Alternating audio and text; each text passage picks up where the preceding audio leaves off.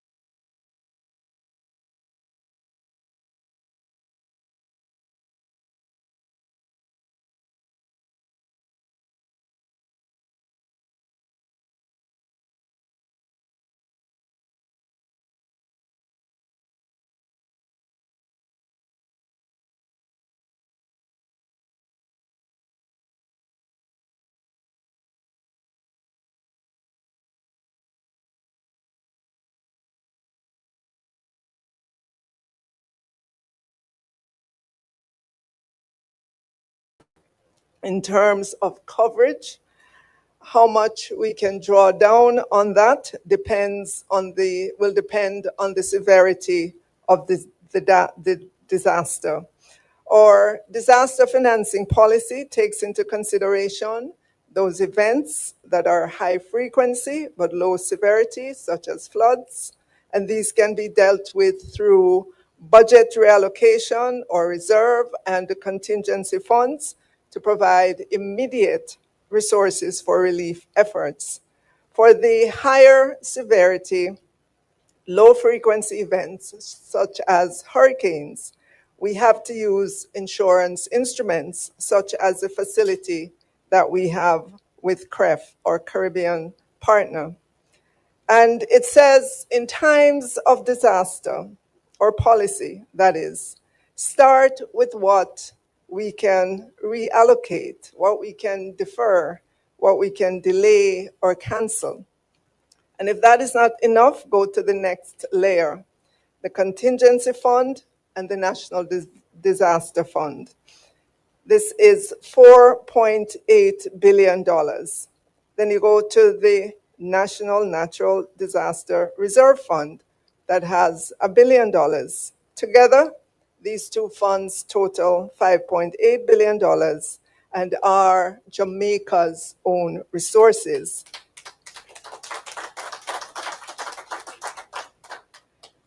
And if those are not enough, the next layer would be two contingent credit arrangements, thanks to our international partners.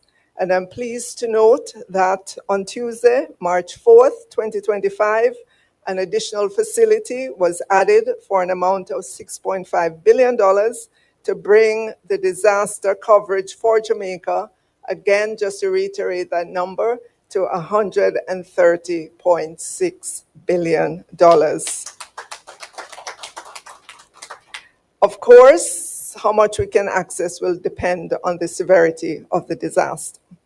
An advantage of the catastrophe financing coverage we have in place is that it is parametric, meaning there are predefined thresholds and predefined payouts. So if the thresholds are met, funds are triggered, and the recovery work can get started almost immediately.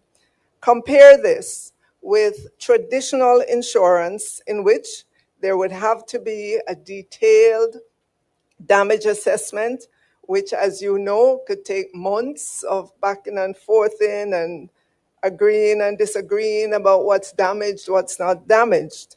And during that time, as you can imagine, of this detailed damage assessment, you could see how people, the infrastructure, and the GDP of the country would be suffering, and how slow that process would be in addressing recovery efforts. The commitment of this government is to continue strengthening our multi-layered national natural disaster risk financing policies and to fill in any gaps that we have. I will always give former Minister Nigel Clarke credit for the work that he started to establish this. We are continuing that work and are ensuring that these facilities remain in place for the benefit of the people of Jamaica, because we understand our geographic location in a hurricane belt and that we need to be prepared well ahead of that, not thinking when we are in it what we are going to do, but we would have already had the plans and the financing in place to support that. So, ladies and gentlemen, I am proud this morning to speak with you and just to let you know the financing backative, as we would say in Jamaica, that is in place for us to help us to recover from natural disasters that we know will continue to be in our future. Thank you.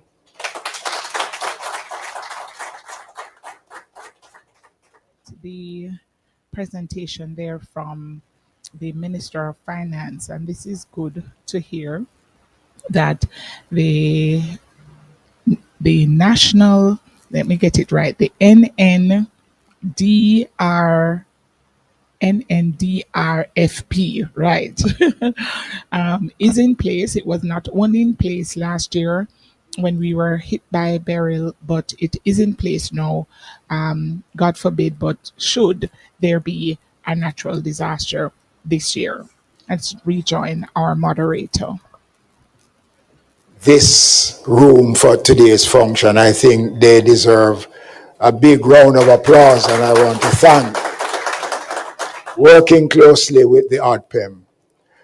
Most Honorable Prime Minister, Member of Parliament Nita Edley, colleague, Cabinet Ministers, Minister of State, Madam Garvey. Other distinguished ladies and gentlemen, good morning. The morning session belongs to the Most Honorable Prime Minister. But I want to give the country the assurance that the Office of Disaster Preparedness and Emergency Management is fully equipped, financially and otherwise, as we go into what is anticipated to be a very active hurricane season. I want to use the opportunity this morning, as I did last Wednesday in Parliament, to urge Jamaicans not to turn their backs on the various advices that will come. We saw the effects of Beryl last year, and it was because we were proactive last year, we were able to come back in a way that a lot of people didn't expect us to. It was because of that collective response from all of us as Jamaicans. So as we prepare for this hurricane season, over some 900 shelters have been inspected and is ready. The Ministry of Labour has enough supplies, and following this portion of the meeting, we will meet in the business session of the council to go into details. So at this point in time, ladies and gentlemen, those who are joining us online and those out there in Radio Land, I want us now to welcome, to address not just the council, but the country on Jamaica's state of readiness as we enter the hurricane season for the year 25. Let's welcome the Most Honorable Prime Minister, Dr. the Honorable Andrew Michael Holness.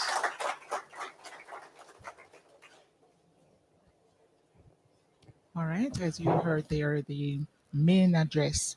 Thank you, Minister. From the Prime Minister. Thank you, Madam Moderator. And I stand on the protocols that you so appropriately established, and in setting the example of being efficient with time. It is always good to have assembled before me the leaders of the institutions and machinery of the state as we prepare for the inevitable, naturally occurring 2025 Atlantic hurricane season. This is now my 10th. This is now my 10th such meeting to mobilize and help to develop within the leaders the frame of mind to get ready in the event that we are actually hit by a weather event in the Atlantic hurricane season. June 1 is not just a notional date. It is for policymakers, practitioners, politicians, bureaucrats, public and civil servants, members of the security forces, our teachers and nurses, our local government practitioners, our journalists, our civil response and emergency response. Am I leaving out any category? essentially all Jamaicans. June 1 is an important marker on the calendar. It is the beginning of the hurricane season. And so, what we are gathered here to do is not just ceremonial, it is of real import, real impact. And so, that is the first kind of base attitude that must be set in determining and establishing the state of readiness and the frame of mind. That the calling together of this committee is of real importance. It is a signal to the machinery of the state that we are now officially in this season of risk and threat, and we must all now adopt a mindset of readiness. Disasters are no longer distant or occasional threats. They are increasingly becoming frequent, more intense, and more complex. From earthquakes that destabilize entire regions to wildfires that erase communities, and you would have seen recently a landslide, a glacier in Switzerland that totally wiped out a community. These are disasters that are now happening more frequently, and their impacts are significant. You would have seen, obviously, the wildfires in California that totally wiped out communities. The global disaster risk landscape is evolving at a pace that challenges the traditional models of preparedness and recovery.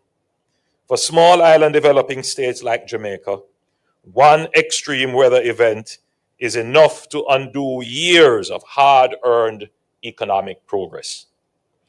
And with climate change accelerating, these will only grow more disruptive.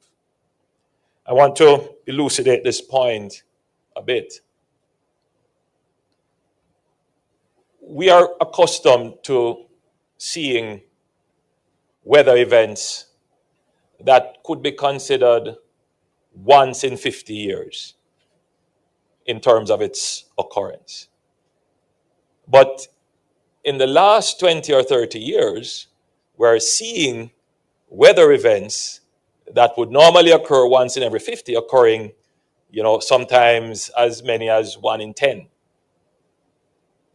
So you're seeing these major events occurring every decade, and maybe even more often than that. And so we have to be prepared. The level of preparedness that we have cannot be the level of preparedness where you're expecting a 1 in 50 year return. You have to be at the level where your preparedness is, let's be prepared because it could happen every year, every year, every year.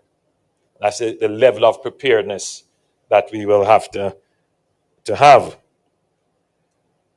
The level of disruption as well is far more significant because of the interconnectedness and complexity of our society.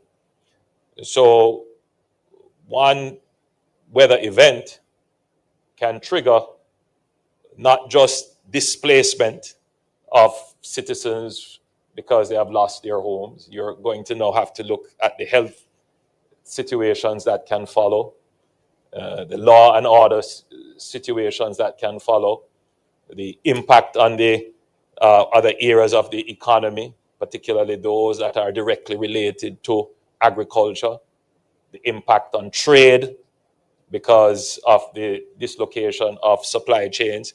So it becomes very complex. So the preparedness of the nation It's not just about being able to conduct a humanitarian exercise when a disaster hit. All right, you have to now be prepared to deal with the energy crisis that could come, the trade crisis that could come, the impact on the economy in terms of inflation when goods get scarce, the citizen safety and security issues that could happen, all elements of any consideration as to the stability of the society must be considered in preparedness when such disasters strike. We have long accepted the undeniable link between poverty and disaster vulnerability.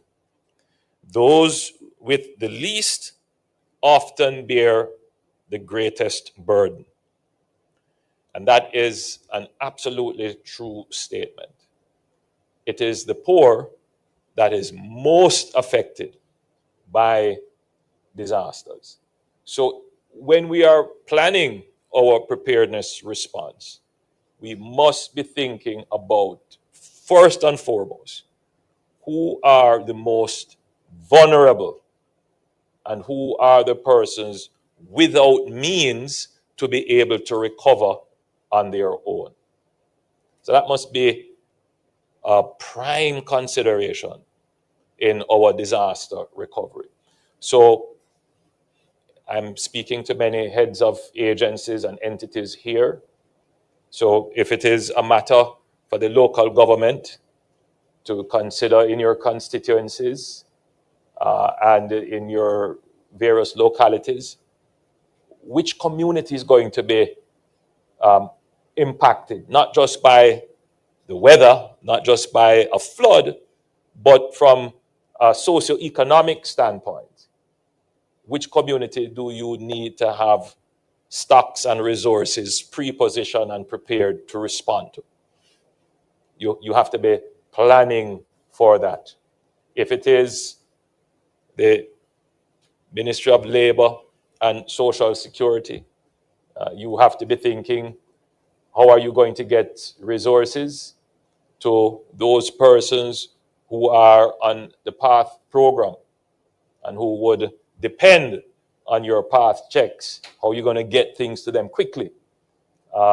Again, in the Ministry of Local Government, for those people who you have to take care of, who are in the various infirmaries and homes, how are you going to have those resources because they are not in a position to help themselves?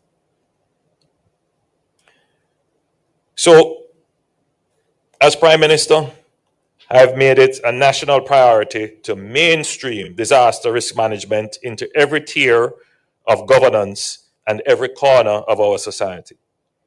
From land use planning and infrastructure development to climate adaptation and community education, we are building a culture of resilience that is data-driven, locally grounded, and globally informed. Let us begin with the facts. According to the International Displacement Monitoring Center and the UN High Commissioner for Refugees, over 20 million people are displaced every year by climate-related disasters. These are not just numbers. Behind every statistic is a family torn apart, a child out of school, a community forced to start over. The economic toll is staggering. To the cost of rebuilding cities, rehabilitating survivors, and restoring services, these costs can reach billions of dollars. So in light of this, Jamaica has adopted a multi-pronged strategy to reduce risk, respond effectively, and build forward stronger. Our approach includes strengthening national institutions and legislation, and I'll speak about that a little later, investing in science, technology, and early warning systems, building capacity at the community level, aligning national planning frameworks with climate resilience, and ensuring that disaster risk reduction is cross-cutting, touching education, housing, health, infrastructure, energy, and the environment. We have also advanced the review of our national disaster risk management framework, and we are developing a new policy to ensure we are fit for purpose. One of our greatest assets in disaster management is communication. Thanks to our partners, including the government of Japan through JICA, we now have a robust national disaster emergency telecommunication system and public safety network.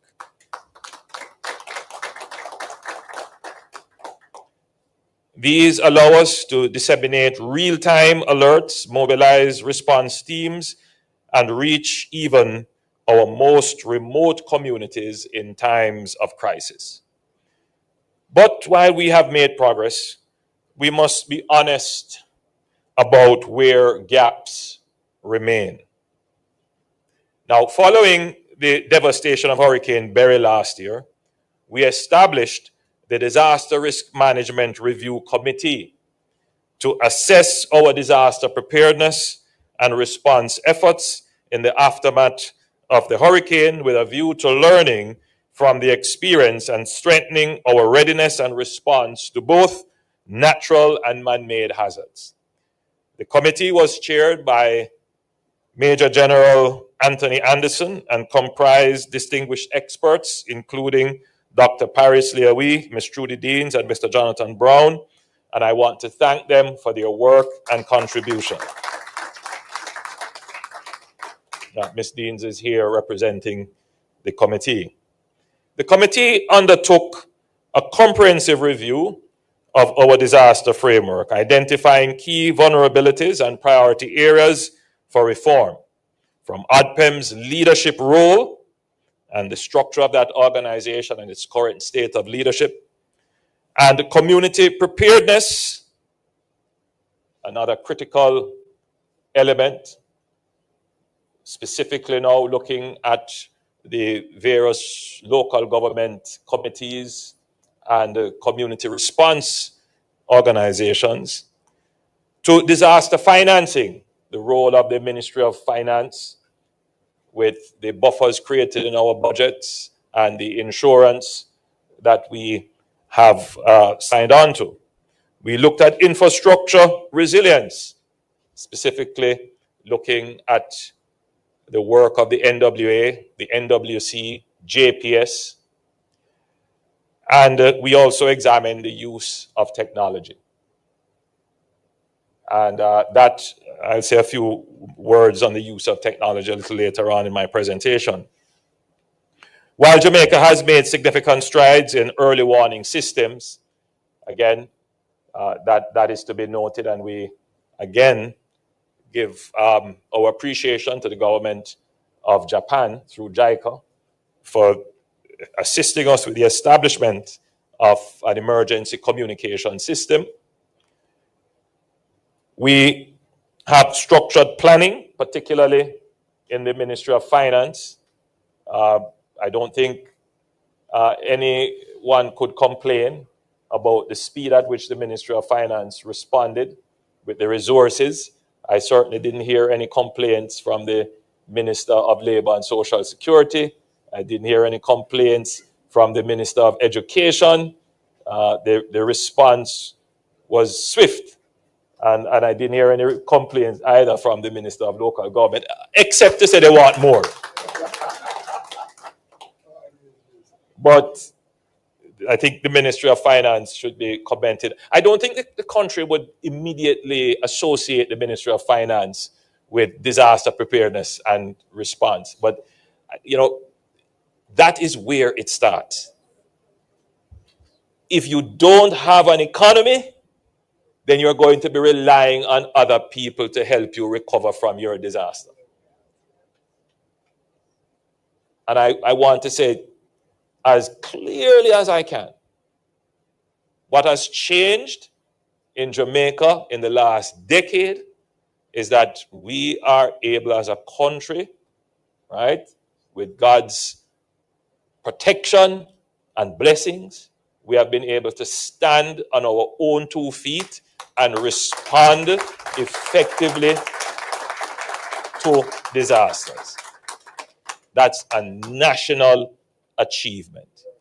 And that is because we have run the economy well. So not only can the economy nyam, the economy can drink, the economy help you to recover from disaster. Right? The economy. So, but there are issues. We were spared the worst in our recent disaster, Hurricane Beryl. And being at the forefront of the response, I saw the gaps. I saw the potential threats. And what the role of leadership is, it is to ensure that even though you escaped the worst, you don't just sit back and say, it's past. You have to strengthen the institution so that if there were to be a return of the threat, you can genuinely be able to stand up to it. So there were some gaps. For example, we must improve the resilience of our utilities. The JPS must undertake a comprehensive review of its distribution network and replace those compromised and broken poles, and as quickly as possible, replace those that are needed to be replaced with concrete poles. Now, I know that they have started that work. There is a budget, a capital allocation for that, and that work must proceed right throughout the year with great speed and alacrity, so that, God forbid that there is any other disaster to come, that we are not without electricity in those areas for any extended period of time. And I know that the JPS is addressing that, but we must say it publicly, and we must hold them to account for it, to move very swiftly in ensuring that the distribution network is resilient and resistant to these weather events. As we examined the operations of the NWC, clearly, except for gravity-fed systems, once the electricity is out, then the entire country would be out of water. So the NWC has to develop independent power sources. It has to have its own backup strategy, its own backup capability. And so the government has started work towards ensuring that the critical areas for supply and distribution, that those pumping stations will have backup generators. That's a long-term objective, but we're going to ensure that we at least have some short-term capabilities. And it is a two-pronged strategy.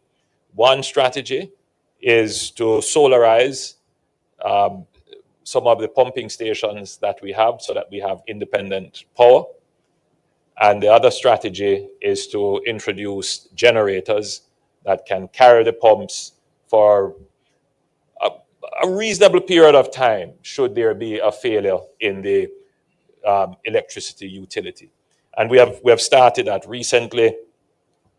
In the Red Hills area, we opened a solar plant at one of our pumping stations, which will help in the event of a natural disaster, providing those panels aren't blown away, they remain firmly anchored. Then they would be able to generate electricity and keep those pumps going. Housing. The housing sector is growing rapidly in Jamaica. And the experience of Hurricane Gilbert would have seared into the minds of Jamaicans the importance of putting on their roofs, following the guidelines of the building codes. So a lot of Jamaicans would have moved away from zinc roofing to putting on concrete slabs. But we noticed that, and flying over the areas that were impacted by the recent Hurricane Beryl, and just looking at some of the roofs, and then when we went on the ground and examined, it was clear. Those roofs that did not use hurricane straps, those were the roofs that were destroyed. It was crystal clear. So it appears to me, and indeed coming out of the report, that the parish councils, the approval entities, and the Ministry of Local Government, through a national public campaign, must reinforce the building codes as it relates to roofs and the need to build according to code and use, in particular, hurricane straps to secure our roofs. But roofs were not the only areas of housing that were damaged. Windows. Many persons suffered water intrusion because of the kinds of windows that they used, and so there may have to be some guidance on that as to how to secure your windows during hurricanes, and the types of windows to use to secure your homes during hurricanes. We also found that the houses that were particularly affected by the disaster, and again, this is not rocket science, were the houses that were built in areas that were known to be disaster prone.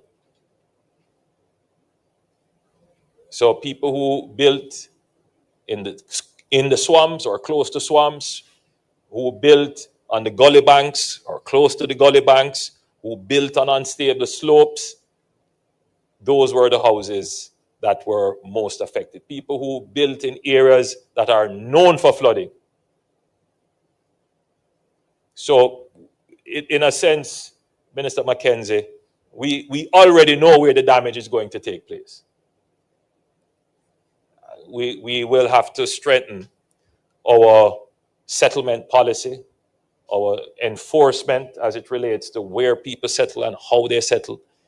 And there are communities that are there for years, for decades. It's going to be very difficult to move them. You ask them to move, they don't want to move.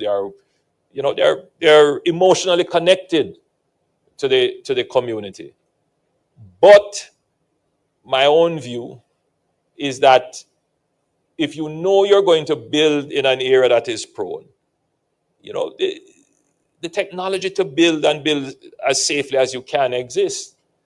In other communities, in other jurisdictions where you're building in low-lying areas, people build on stilts. They make provision for that because they know there's going to be a flood. They try to avoid building near the canal or the gully. These are just simple things that we can do. And our entities that are responsible for enforcing and responsible for building standards, these are things that we're going to have to look at and enforce, but at the same time, encourage and help people to build wisely. Now, we know this is a very sensitive discussion because immediately the thought will come to mind, oh, the government is trying to move me or displace. I think we need to move away from that because that's absolutely not what the government is trying to do. The government is trying to make you safe. And so the attitude must be one of, let's cooperate with the authorities to see how we can be safe in these areas.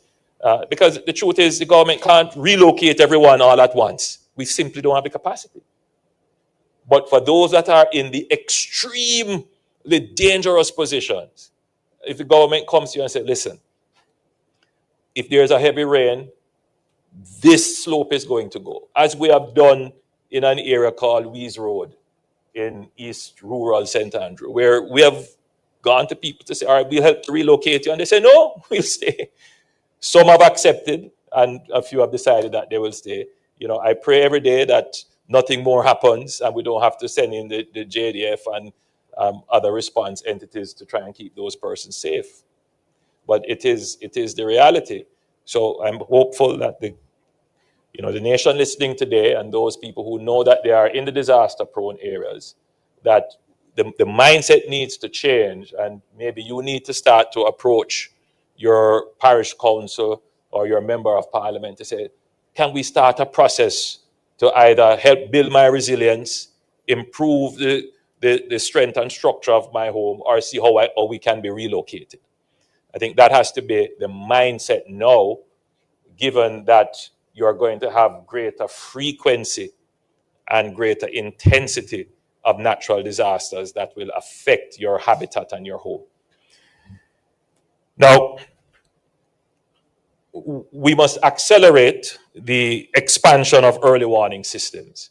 And the government has been investing heavily in that. The Ministry of Economic Growth has been investing in that. We've recently installed a Doppler radar system and other systems right across Jamaica. We note that there is some pullback from NOAA in the United States. So we are going to have to make our own investments to ensure that we have enough early warnings should there be any disasters. And that is something that we're doing, and we will continue to increase our own capacity and indeed cooperate with other regional entities so that we have the information through early warning systems. Given the increased threat of sea level rise because of the climate change issues, we are going to have to take coastal protection much more seriously than we did in the past. Coastal protection is an expensive undertaking, expensive. And I can tell you that a few weeks ago, I was in Southeast St. Mary looking at a coastal revetment project that was executed by JSF and the PIOJ, sponsored by the World Bank through a loan. And it was probably about a kilometer of revetment, and the cost was significant. But the way to think of it is that if we didn't do that revetment and there was a supervening kind of weather event, it would have destroyed the single road connecting one end of the island to another. So you'd have to think about what would be the economic cost of not being able to come from Kingston through Junction, because that stretch in Another Bay, that road was totally destroyed. And that's how we have to think of it. We have done revetment works in downtown Kingston along Port Royal Street, and we have done some other revetment works in Montego Bay, particularly to secure the major investments that we have made in the Harmony Park. And that was several $100 billion of building revetments and other sea protection. So this is something that, Minister of Finance, you're going to see more calls on the budget for revetment works, seashore protection, because without that, it's not just the loss of landmass, but because of our historical settlement patterns, where most of our townships are close to the sea and sometimes at or below sea level. These are things that we're going to have to take seriously in the future. The agricultural sector, I must say that I was very impressed with our farmers in Clarendon and Manchester and St. Elizabeth, in that belt, that they recovered very quickly. They were hit badly, but they recovered very quickly. And the Ministry of Agriculture was very quick to be in the field with the farmers doing the assessment. So I think we should give them commendations.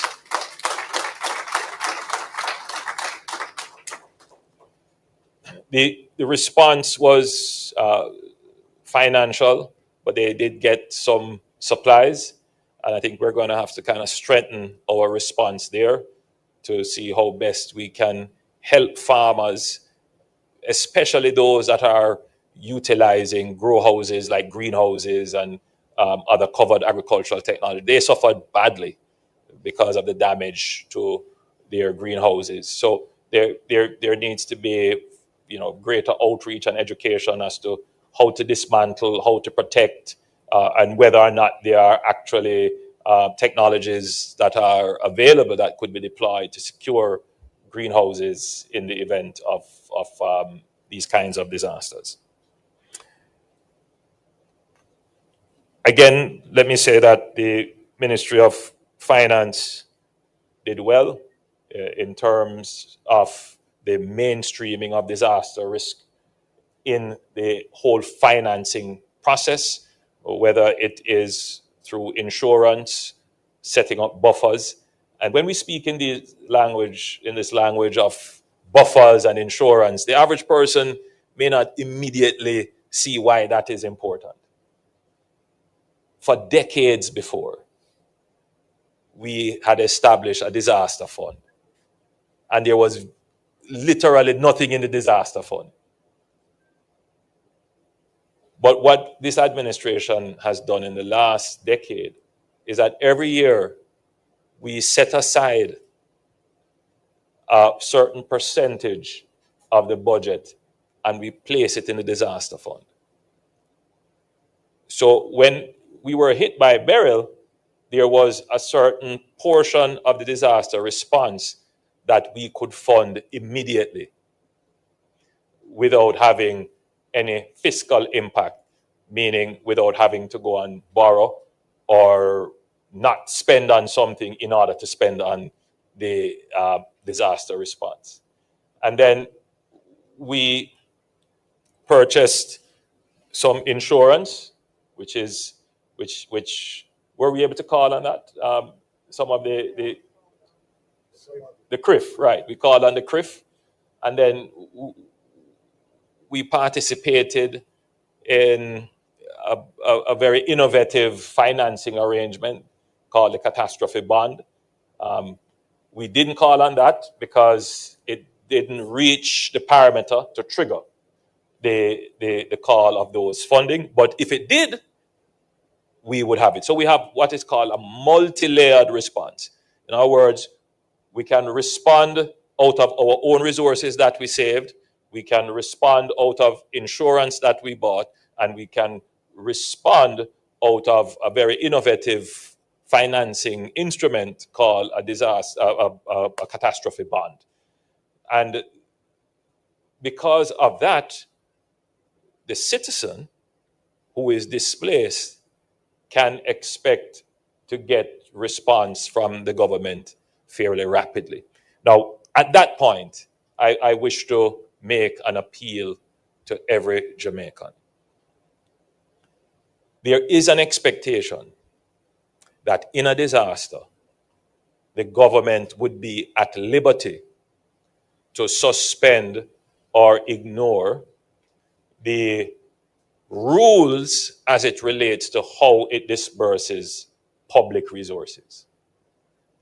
So for the citizen in distress to ask for ID, identification, you might be saying, my house blow down, all the documents lost, why you coming to ask me about ID and so forth.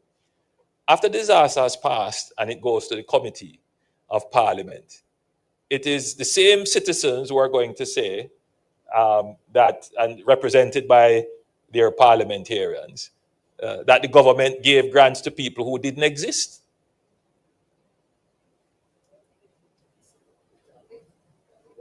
It's the same criticism is going to be leveled at the government that we are not following the rules and that there is some corruption somewhere.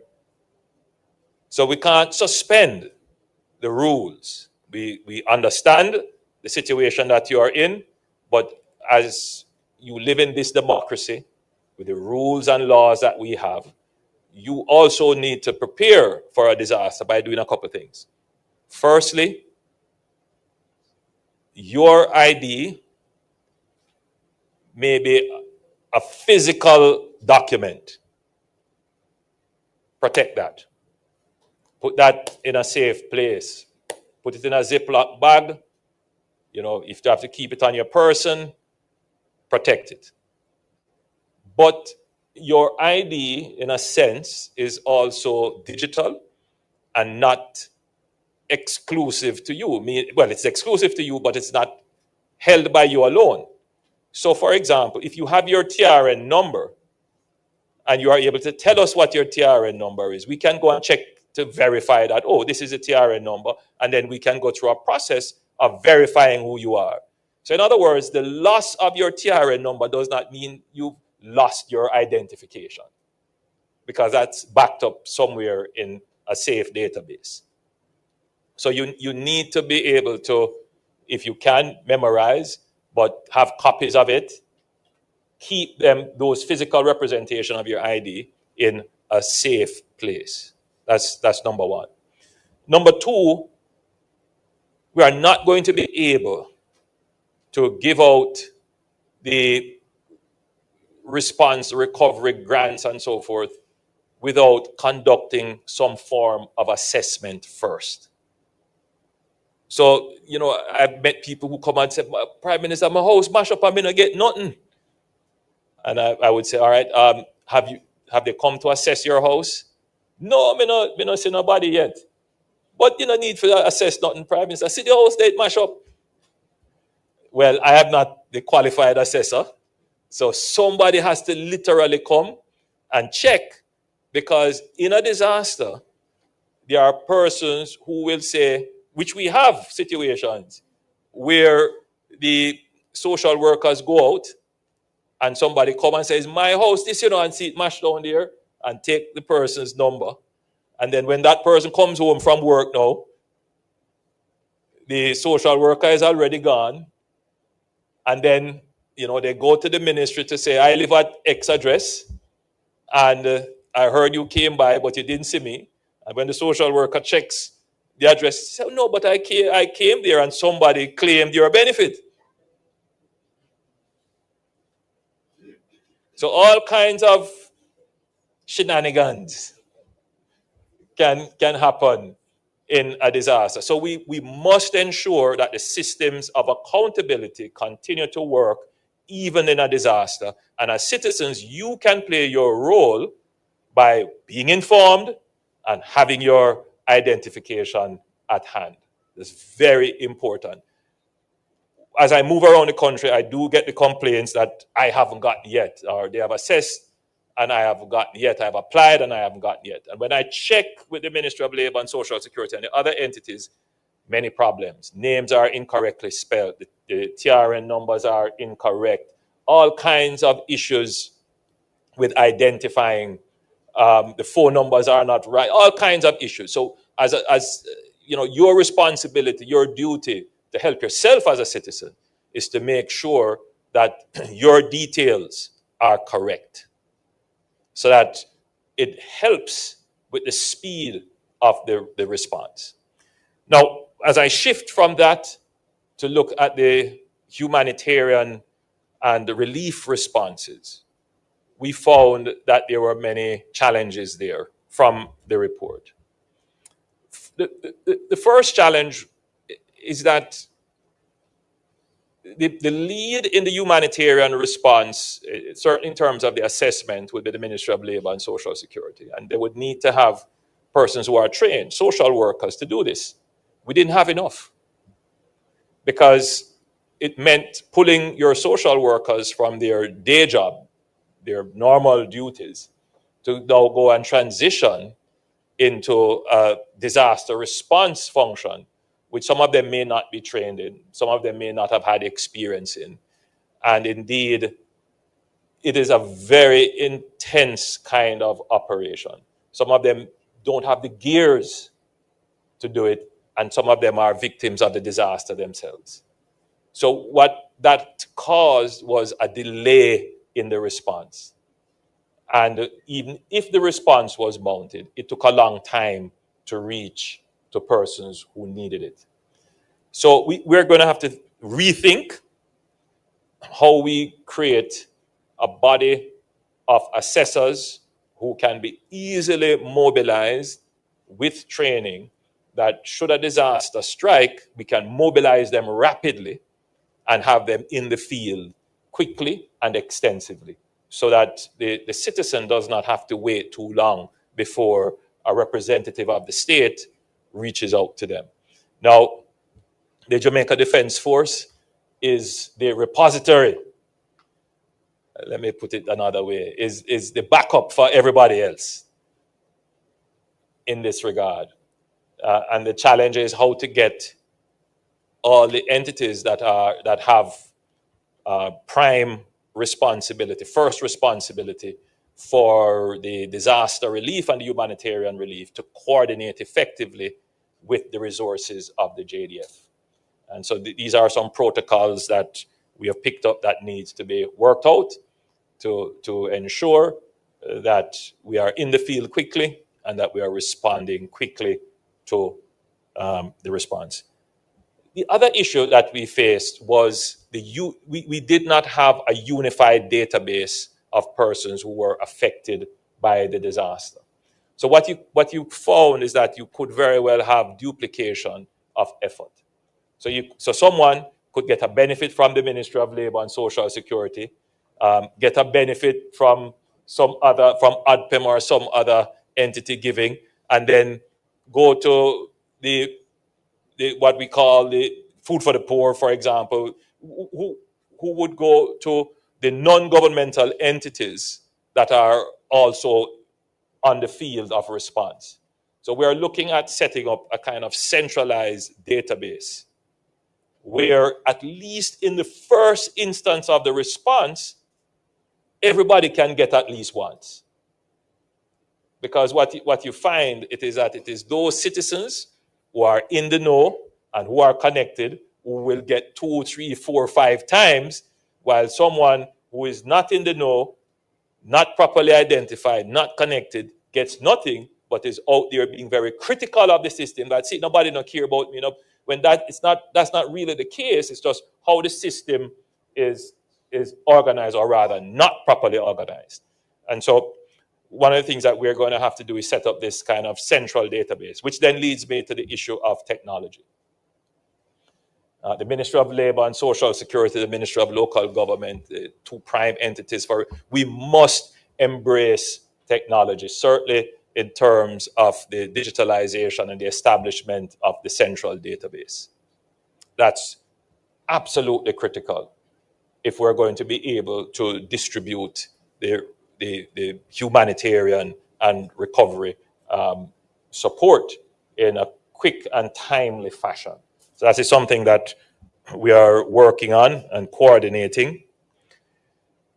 But as I flew over the damaged areas the day after the hurricane hit, I had my notepad, and as I was flying over the coast, I was just marking one roof, one roof, one roof, one roof, and then strokes, that's 5.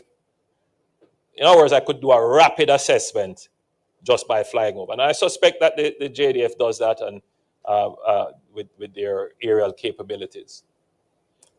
But there are far more efficient technologies using artificial intelligence that can scan areas and tell you which roof was damaged, the extent of the damage, and then you can use that data to make assessments as to how much should be assigned to persons. So in other words, the on-the-ground social worker coming to knock on your door and look, that effort could be enhanced greatly by the deployment of disaster assessment technologies using the available technologies through drones and artificial intelligence, which would give you rapid assessments, which would help to speed up the process of response.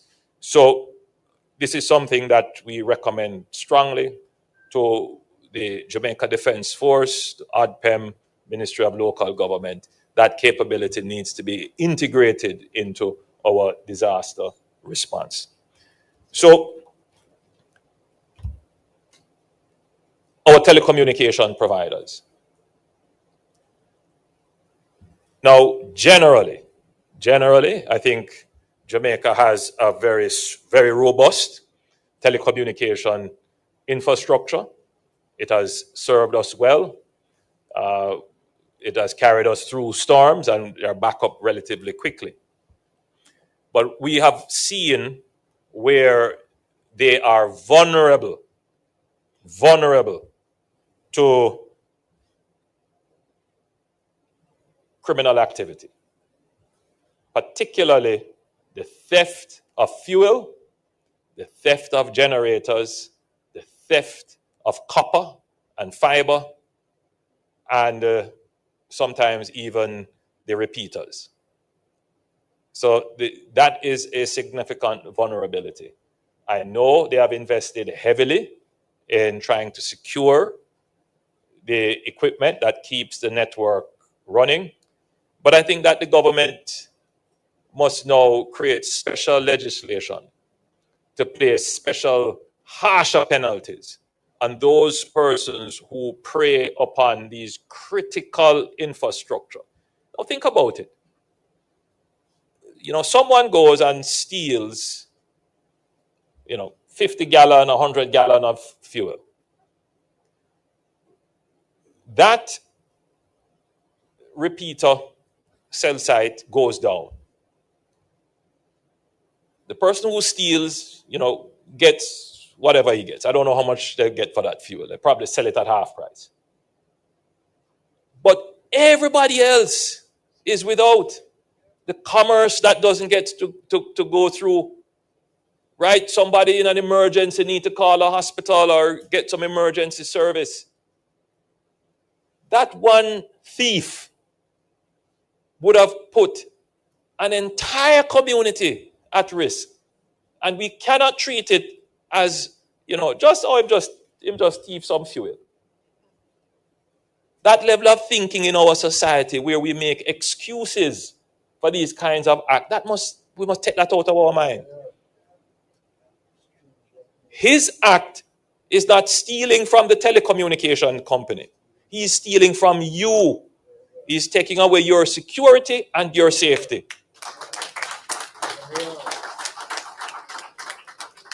It is a criminal act against essentially a public service. And the level of punishment for that should be stronger for a greater deterrent effect. And so we are examining the legislation to improve that. So I think I've taken up a lot of your time in telling you what we're going to do, what we have started, where the gaps are, and how we are correcting it. But I close by reinforcing the need for us to be on a footing of readiness. To say to you that we have seen the gaps, we know what the gaps are, which is the best thing, to be aware of what the gaps are. We have not been hit by a really, really serious hurricane for, maybe before Beryl, maybe 20 years or so. So we have not really had that kind of experience. We've been going through the kind of dry runs and practice runs. But because, our systems have become more complex, and we have not necessarily tested all of the systems, there are gaps. But the good thing is that we did the review, we are aware of what the gaps are, we are moving to correct them. And even if there were to be an event, we know how to change, how to move, how to maneuver, and what to be prepared for as we put in place the institutions to permanently close those gaps. So, in closing, the NOAA, the National Oceanic and Atmospheric Administration, of the United States has projected up to 19 named storms this season, with up to 5 potentially becoming major hurricanes. So the question is not whether a storm will come, but whether we will be ready.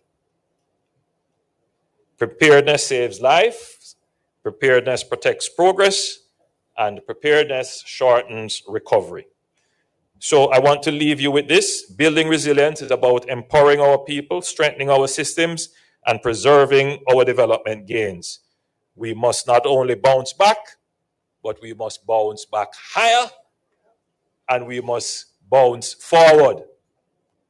So let us commit today as a united council, as a nation, to continue building the Jamaica that can withstand any storm, one that does not crumble under pressure, but rises stronger each time. Together, let us lead, prepare, adapt, and protect. Together, let us build a disaster-resilient Jamaica. Thank you for choosing Jamaica. What a mouthful, I tell you. So many points and Let us stand. things that we need to bear in mind. All right, so we're gonna bring this up. Just bring this up in my ear so I can hear them in there. Charge And the country. some very important We are points expecting that talking about as roofs. a council, Moving away from we zinc will take roofs, into consideration window security, coastal protection, many of and he what gave the Prime example of Minister Harmony just spoke Park. about in his He presentation. talked about the agricultural So at this point, I will situation, hand back to telecommunications our structure, Permanent Secretary. But just to say, vulnerable to Prime criminal Minister, that activities, the ODPEM and looking at stronger penalties. initiated last year Also, Hurricane Swap JPS program, undertaking and comprehensive we are review, expecting this year replacing wooden to poles do the for same concrete by poles. providing through the And municipal once foundation they are affected, it also over affects 1,000 NWC. hurricane straps. And We if gave you are Minister Charles in a Rocky Point driving in a direction to last year pass the Red Hills, he made reference significant to amount of the Red hurricane Hills straps, and this will be a NWC part of the section program of where they mitigation have or relief gone to program solar, to so be you can see a lot of undertaken by solar the ODPEM. panels.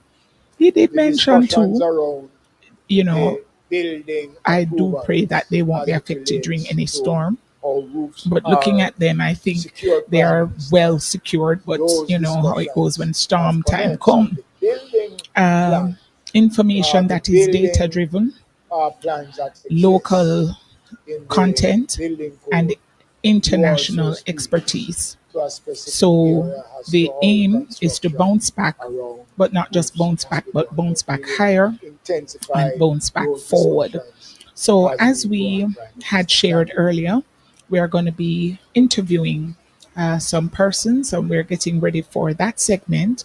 I want to remind you quickly that you are tuned to Love 101.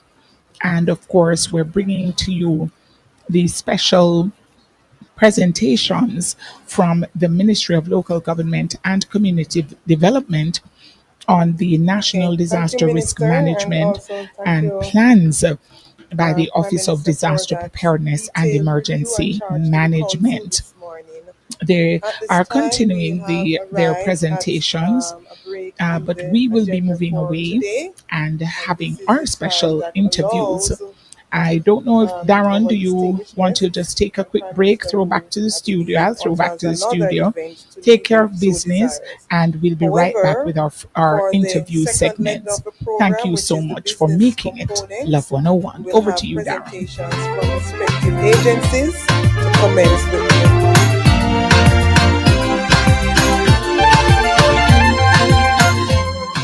Breeze. Imagine getting home after a long day and it smells so amazing that it makes you smile. Try Febreze Plugs, an air freshener that delivers continuous scent for up to 50 days when you plug it in low mode. Indulge in wonderful scents for weeks with Febreze. La, la, la, la, la. Lace up and get ready for a run to remember through the lush True Juice orchards in Buckwalk. It's the 10th annual True Juice 5K Run Walk, Sunday, June 8, 2025. Let's make this 10th anniversary bigger and better as we raise funds for the Linstead Hospital. It's going to be special with exciting surprises in store. Register now at truejuice5k.com. Entry fee, only $3,000. Each participant will receive a free 5K t-shirt. Follow at True Juice on Instagram for more details. Want to upgrade your home but don't know where to start? Check Home and Things. We have the deals that will do the work for you. Get unbeatable deals on tiles, bathroom fixtures and vanities, faucets, windows and doors, plus so much more. Enjoy big savings and visit Home and Things at 17 Old Hope Road or 68.5 Constant Spring Road and get deals that will work for you. Ready to experience 6 times more freshness in your clothes? Try Downy Scent Beats. Its fragrance is so amazing, you have to sniff it to believe it. Try Downy Scent Beats today. 6 times more freshness versus using detergent alone. Baby, we know how important it is to keep you dry and comfortable. At Huggies, we've made it our mission to have the perfect diaper to give you a soft and gentle experience. And even better, a 1-up 100% leak-proof protection, even from blowouts. Whether it's playtime, nap time, or bedtime, Huggies keeps you happy. So you can focus on making memories, not messes. Huggies, we got you, baby.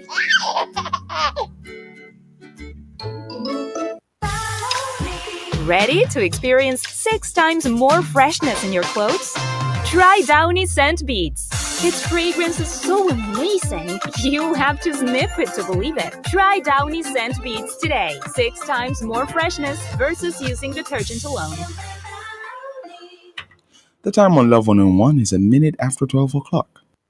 Don Martin Panton presents Praise in the Process of Victory, Saturday, June 7th at 7 p.m. at the Emmanuel Apostolic Church, Portmore, featuring Petra Kay, Shai Kingston, Levis Heritage, Hubert Levy, Nickette Morgan Williams, Unity Singers, Shunammite Sisters, Women of Faith Praise Team, EAC Portmore Dance Ministry, Bishop T, MC Nadine Blair. Tickets available only at SpurOpen.com. Only $3,000. And if you can't be there in person, you can stream it online at SpurOpen.com/Praise in Victory. Only $2,000. Children pay $1,000 at the door. Don't miss it. Febreze. Imagine getting home after a long day and it smells so amazing that it makes you smile. Try Febreze Plugs, an air freshener that delivers continuous scent for up to 50 days when you plug it in low mode.